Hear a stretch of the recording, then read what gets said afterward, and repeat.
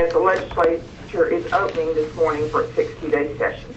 The legislature will take up the remainder of the budget cuts for 07-08 fiscal year. While it's been pretty good news for the state university system, the cuts for 08-09 budget year are expected to be worse.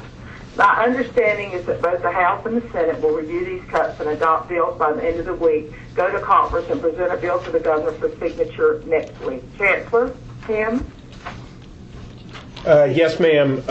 There is really nothing, this is Mark Rosenberg speaking, there is nothing new to report. We do expect a further, the reduction that we mentioned last week, which will, for this year, which will be about $48 million additional dollars for a total this year of a little over $100 million. But we do want to thank House and Senate for working real hard to minimize the magnitude of the cuts for this year. We're very grateful for that because we do want to finish the academic year and make sure that our students who are eligible to graduate can graduate. Now, Madam Chair, on the PICO front, I don't have such good news. In essence, the PICO, the March 3rd, 2008 PICO Estimating Conference has reduced the PICO forecast from its last meeting, which was November the 15th. We expect an estimated reduction in the capital projects budget for the SUS of approximately $50 million over 3 years. And that reduces our 3-year allocation from about $856 million to $803 million. Most of the impact is occurring in the first year. In rough terms, what this means, and we're going to have to take a close look at it because it just really got the data yesterday, is that we'll probably end up approving the same number of projects that we had in September. But we haven't identified any specific reductions at this point because I said we just got the information yesterday. We're hopeful, obviously, that the legislature can help us maybe fill the gaps that we would have not have had to fill here with non-recurring funding. And but we'll have more information for you, Madam Chair and members of the board, in the next week. So on the PICO front, it's not good news. And clearly, Madam Chair, we're beginning to hear from universities as it relates to next year. And the best that I can describe what we're hearing is grim.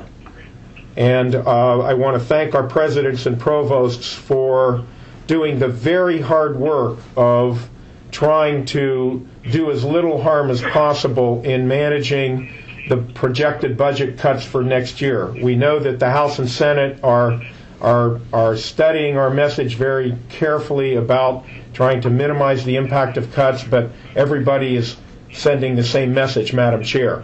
So it's going to be a grim year, to say the least. Thank you, Chancellor. The second reason for this call is to alert our members of the proposed Senate joint resolution introduced by Senator Carlson. I know that you've all received a copy of the resolution. We sent it out last week. But I'd like to take a moment to identify some key points in that resolution. The Board of Governors is established to administer, this is from the resolution, to administer the state university system as provided by law, with 5 members appointed by the governor and 3 named members, the Commissioner of Education, the faculty representative, and the student representative. Boards of trustees for each university are established with the powers prescribed by law. The terms of all members of the state board, the university trustees, and the members of this board will expire on the date of the amendment if it took place, which would be July 109. It would create an elected commissioner of education who would supervise the public education system. The question is, are we the public education system? Cabinet is reconstituted with the governor, the attorney general, chief financial officer, commissioner of agriculture, and commissioner of education sitting at the state board of education. Many of us remember when that's how it was. This effectively ends the authority of the Board of Governors to act as an independent advocate for the state university system and creates a board whose authority is directly prescribed by the legislature. This is not what the voters put into place in 2002.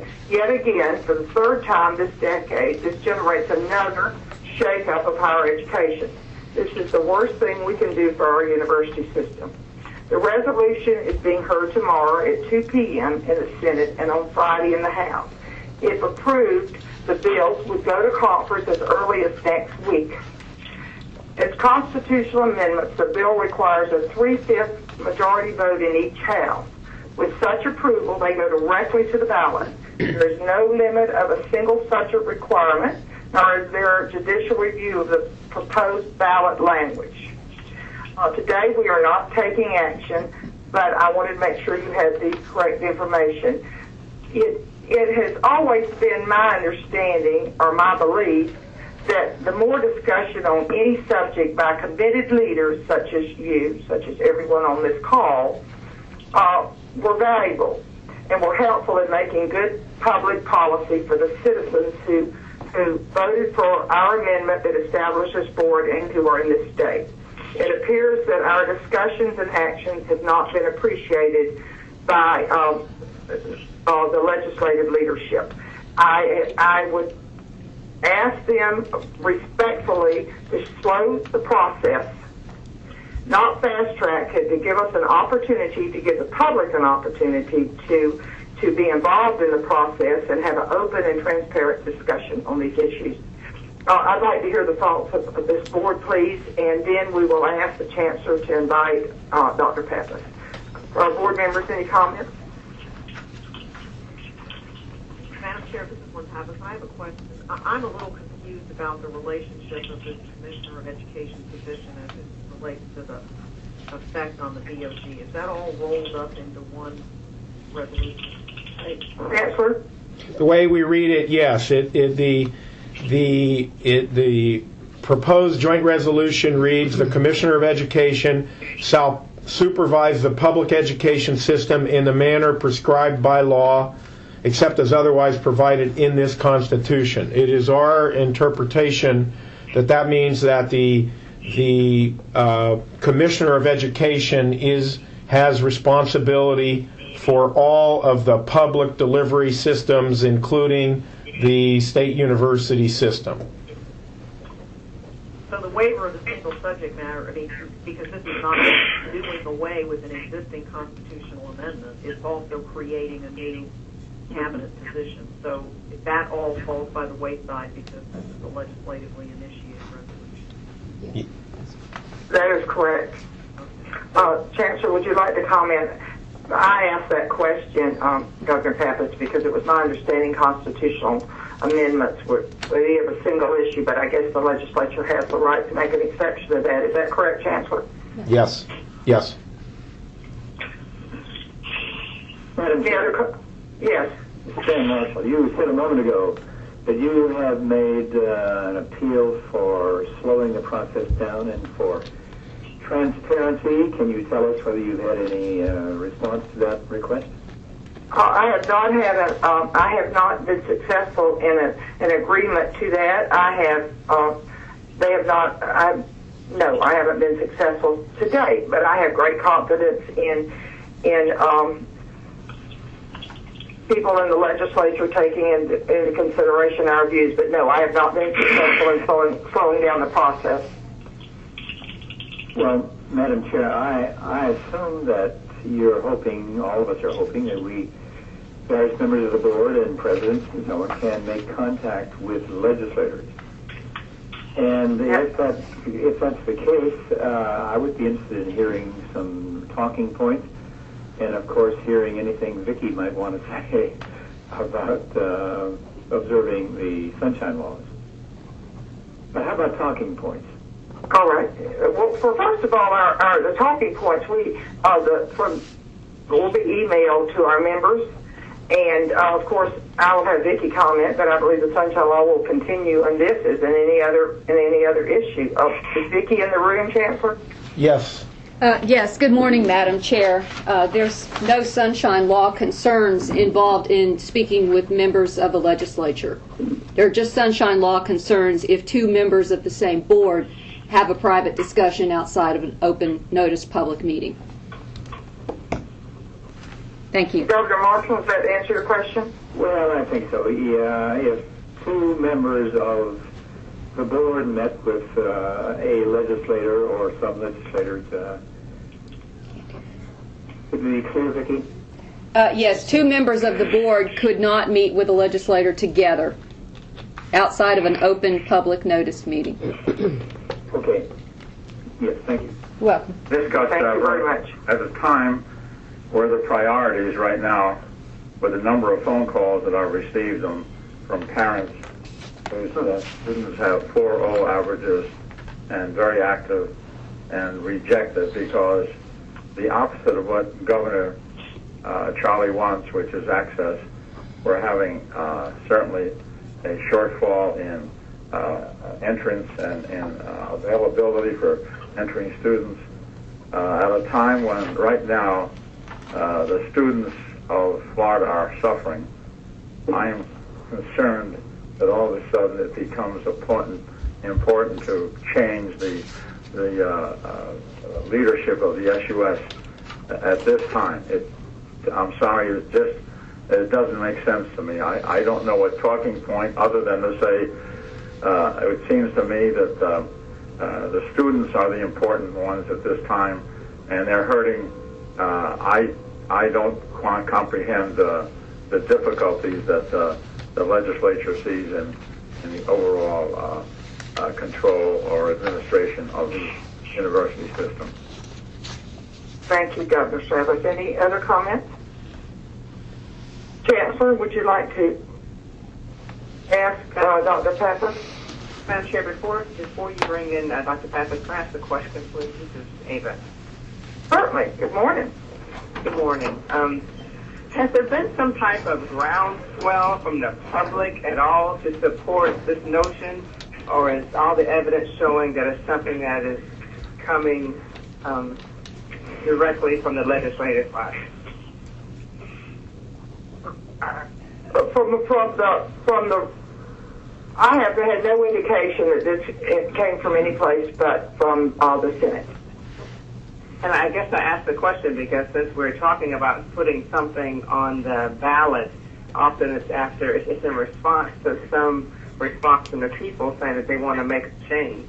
And I just find it very interesting at a time when we have so many other matters to consider, at a time whenever we've had so many shakeups already and changes in the university, right when we're at a point of getting some stability, that not the people, but that another governmental body would think it was time to get another tremendous change in the system. And I think that given where we are in the process, that would be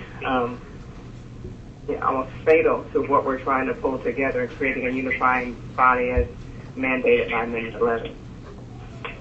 Well said, Governor Parker. Thank you.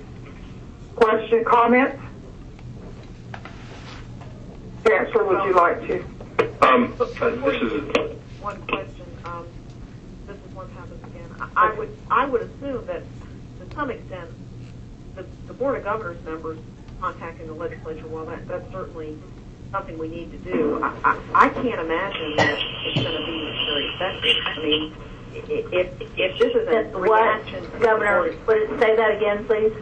I'm saying I don't see that the individual Board of Governor members contacting the legislature is going to sway their current direction, given the fact that they're reacting to us as a body. It would seem to me that what we need to do is try to get other members in leadership positions across the state in our business, community relations, whatever, to engage in this discussion, because it seems to me that's the public they need to be hearing from. Otherwise, it's just a self-serving conversation. Governor Pat. Governor Pappas, I totally agree, and I think that one that we do have influence with I hope that our legislatures that we have built many years of relationships with, in my case since 1989, would be interested in what I said. However, you're correct in getting information and comments from throughout the state, and that's why I requested the process be an appropriate timeline to give people the opportunity to react to this. Now it is the top priority and expected to move very quickly, as the first hearing from the first committee from the Senate is tomorrow, and the council from the House is on Friday. That doesn't give much time for us to, or for them to invite public comments. Madam Chair, if I may, this is Mark Rosenberg. Just at this point, it's our sense that there is not a great awareness in either the House or the Senate about the specifics of this initiative. So I believe it would be useful from an informational viewpoint to make sure that as many of our elected officials in the Capitol understand the breadth and depth of this bill, because our preliminary discussions with a number of lawmakers indicate that there is not yet full awareness of what this is all about. So I guess I'm not willing to yet embrace, we do need public input, of course, but I do think we have to do a very quick job of at least getting the basic information out in terms of what the facts are. And we found a great deal of receptivity in the Capitol to what the facts are and the implications of the facts.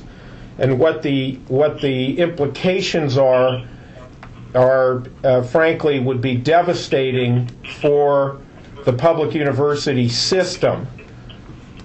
And the direction that the proposal moves in would, in essence, create the opportunity for our public universities to be highly politicized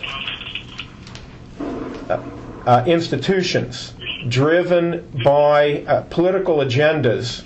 And we know one of the reasons that this board was created in the first place by the citizens in 2002 was to ensure that our universities would not be captured by political interests, however legitimate, of the moment. That's not the best way for our students to get educated, and we know that. So I do believe that there is an opportunity for education here that we should try to capture, not only from a grassroots perspective, but also members of this board who have conscientiously exercised their responsibilities informing our lawmakers about what this is about. Dr. Pappas, any comment on that? No, I understand. And I would like to say that, and some may say that I am overly optimistic, but I do believe, and you can imagine I've had a few conversations in the last week, I do believe most legislators want to do the right thing for our state and university system. It is a very difficult decision for them when it is a priority of leadership. So I want to encourage them of our support and give them the appropriate information to make a decision that's best for our state and for our university system, because I believe the legislators, really all the legislators, are trying to make a good decision. Madam Chair, if I may, we do have Alcest Pappas on the line. We have, as you well know, Madam Chair, and members of the board, Alcest Pappas is a nationally recognized consultant, expert on higher education and higher education systems. It was Dr. Pappas's report that helped us to craft our 20-year strategic plan, Forward by Design, that the board approved in December. With your permission, Madam Chair, would it be possible for Dr. Pappas to have a few comments for the board? Absolutely, and for a clarification for the press, Governor Pappas on our board is not related to, nor in business, or has any relationship with Dr. Pappas, who is now making this presentation.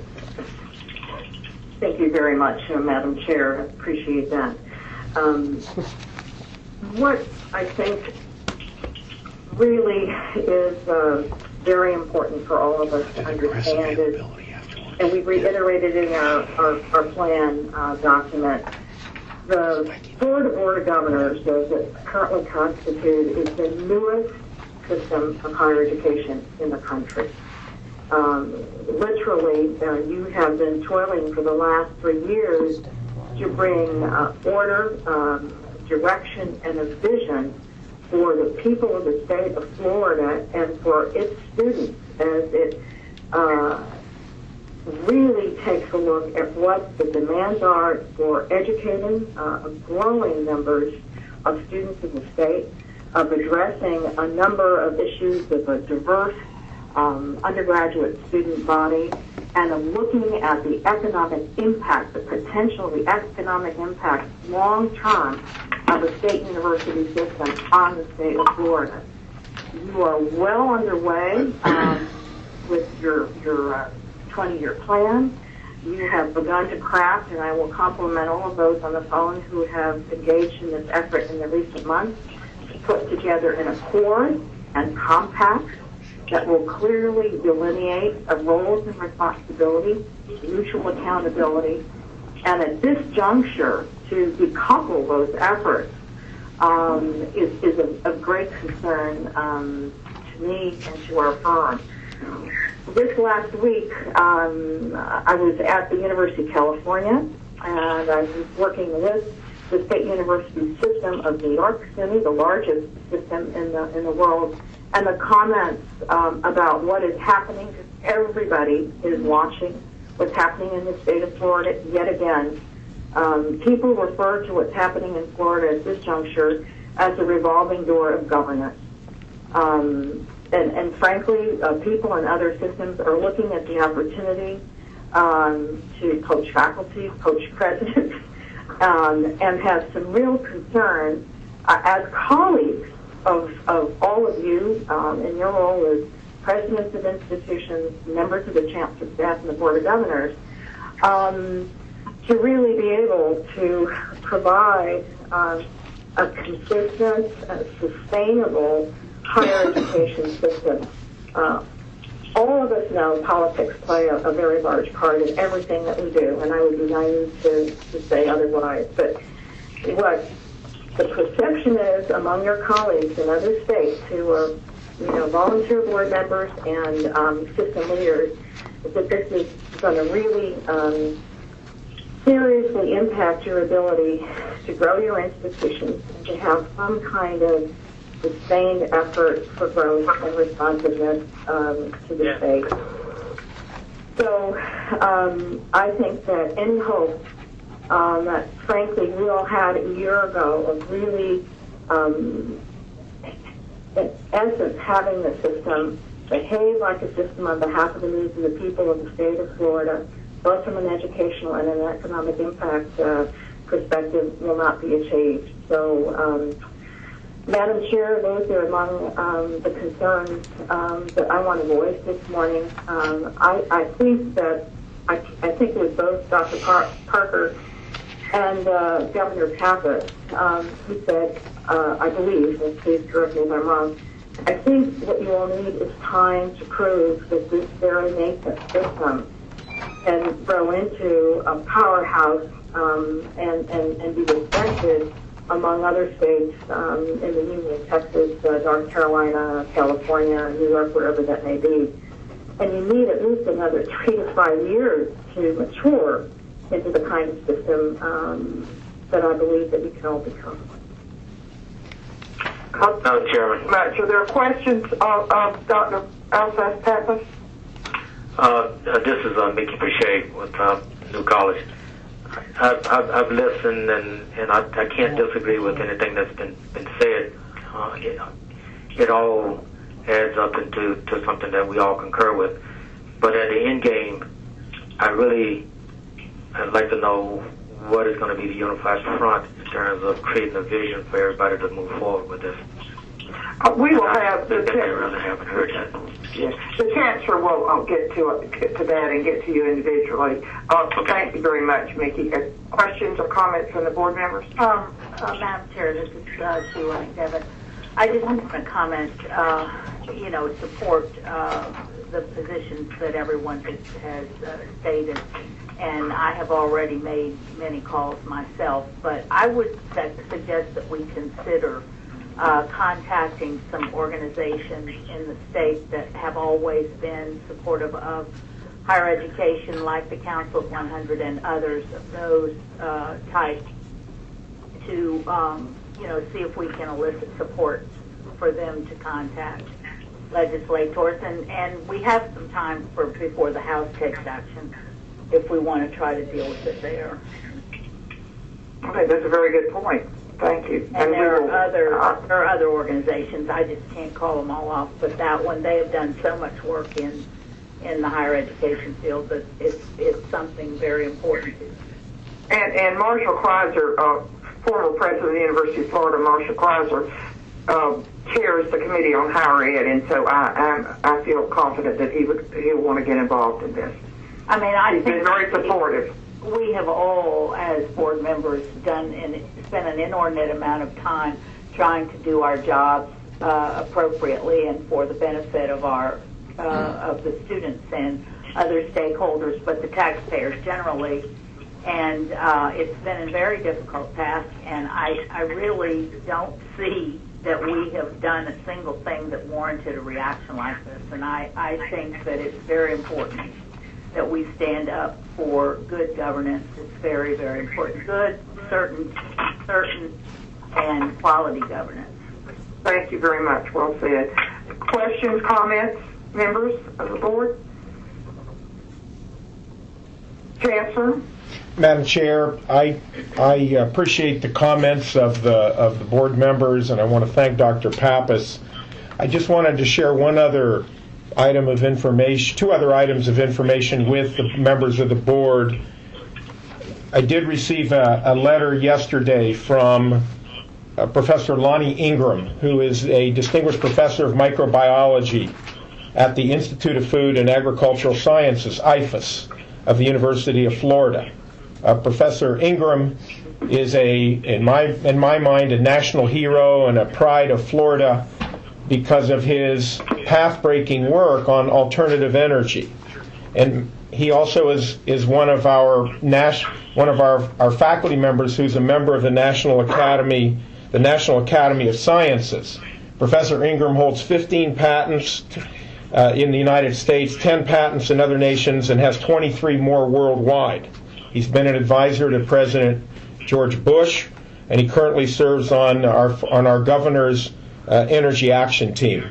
Madam Chair, may I read a very short letter from him to me about this situation?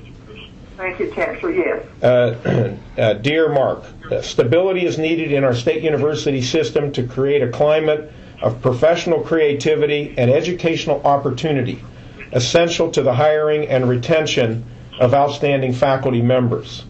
It is likely that the numerous reorganizations, budget, and declining academic climate has hurt our ability to hire some cases and encouraged a return to former institutional homes in a few cases. However, so far I have not seen a general departure of highly successful UF faculty members from IFAS as a result of these changes. Should the situation continue to be unsettled and the budget continue to decline, it is very likely that many of our younger and mid-range faculty will begin to leave for better opportunities elsewhere. It will be a more difficult decision for those in the final 5 year or so of their careers. Although I will not be able to participate in a conference call tomorrow due to other obligations, I appreciate the guidance that has been provided to the state university system by the Board of Governors. The continuing growth of Florida students has far outstripped the resources and spaces provided for higher education. I am convinced that the Florida system is among the most cost-effective educational systems in the country, but would much prefer to rank in the middle of this group. However, Florida ranks in the bottom group of states in terms of graduation rates from high school, college-educated students, and those pursuing higher education. Improvements in these through increased stability and increased resources is essential for Florida's future. Sincerely, Lonnie. Again, Professor Lonnie Ingram, Distinguished Professor of Microbiology at the Institute of Food and Agricultural Sciences at the University of Florida. He's a member of the National Academy of Sciences. Madam Chair, I wanted to share that with you and members of the board so that you so that you understand that one of the leading faculty members in our state is very concerned about this situation. Thank you very much, Chancellor. Comments or questions from our board members? This is very serious, and once again, I want us to respectfully move through this process, and I would like to ask formally at this meeting that President Pruitt and Speaker Rubio slow the process to allow us to have input into this discussion, and to slow the process in order for this to be a decision that's made in the best interest of our citizens. That's my request, and it continues to be my request. Does anybody have any comments as we? I have a question. Do we have people who will be attending those hearings and speaking on behalf of the board and others? Yes, we do, and I'll have the chancellor get with each of you and discuss it with you, so someone in the chancellor or someone in the office, so everyone will know exactly what we're doing. Yes, we do. Okay. Chairwoman Roberts. Yes. This is Oscar Corral from the Miami Herald for you this morning. Oscar, we're going to have press availability right afterwards. If you would that be okay, sir? That was my question. Yes, sir. We're going to have press availability right after. Okay. Any questions before we adjourn the meeting and comments? Madam Chair, Thanks for participating this morning. And then the chancellor and I will stay on the line. Oscar. No, Gus. I think Governor Stouser. I wanted to reiterate Governor McDevitt's comment. I serve on that higher education committee, Council 100.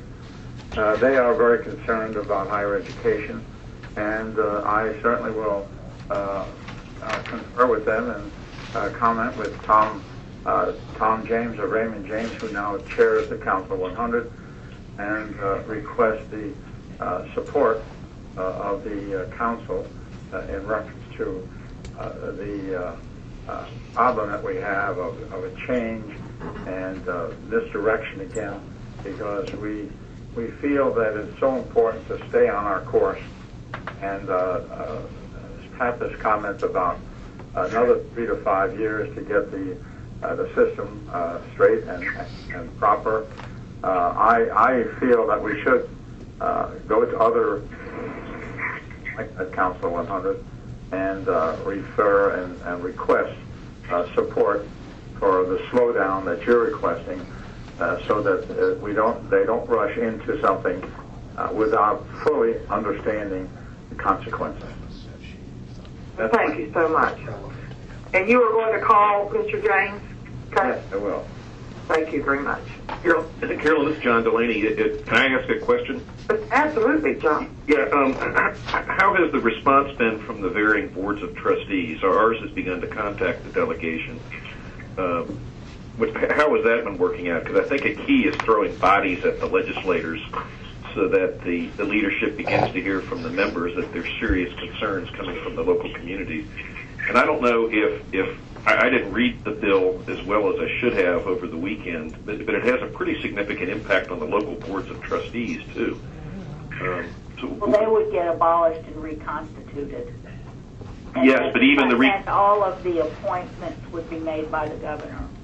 Right, but even their authority, if everybody's reappointed, is dramatically different. Yeah. I think that all the authority will be directed actually by the legislature. There will be no separation. So that is exactly right, President Laney, and I hope that the boards of trustees recognize that. Now, you understand this came on very quickly, so they're just beginning to get the information. And from the time I have been in Tallahassee, it appears to me that the individual legislators are getting calls. So I encourage that to continue. President Delaney, as Chancellor Rosenberg, essentially there would be a reconstitution. There would be a board of governors. It would largely be a message center. The Board of Trustees would move from being a Board of Trustees to an oversight board. And there's a huge difference in terms of how it would operate with and for the universities. Well, I think that's, I was really going to the politics of it as opposed to the substance, that I would think that would mobilize many of the members of the Board of Trustees. And again, I don't know where all the other universities are, if they've been actively lobbying or maybe supporting it. I don't know. Some, and not all. And President Loney, I'm very sensitive to the fact that this budget year is very difficult for you, for the president. And we're in a tough situation. I hope that you join me in opposing this resolution while we are trying to survive a very difficult budget year. And those of us out in business might consider that maybe the top priority could be other issues other than Board of Governors, which we're trying to survive in business. So it's a difficult conversation, but I agree with you. I would think the trustees would be very interested in this. Thank you. Thank you so much for bringing that up. Any other comments? Presidents or board members? If not, Chancellor, if you have other comments, once again, I thank you very much for taking your time on a busy day, and we will, through our office, keep you informed of any changes and what's happening as we see it. Thank you very much. Meeting adjourned. Ask the press. Press, if the press will stay on for availability, Madam Chair will stay on. Yes. So I am here, Chancellor. Okay. This is Oscar Corral from the Miami Herald. How are you both this morning? How are you, Oscar? I'm pretty good. Right. I have a couple of questions. One is on identifying one of the people who made a comment earlier. I have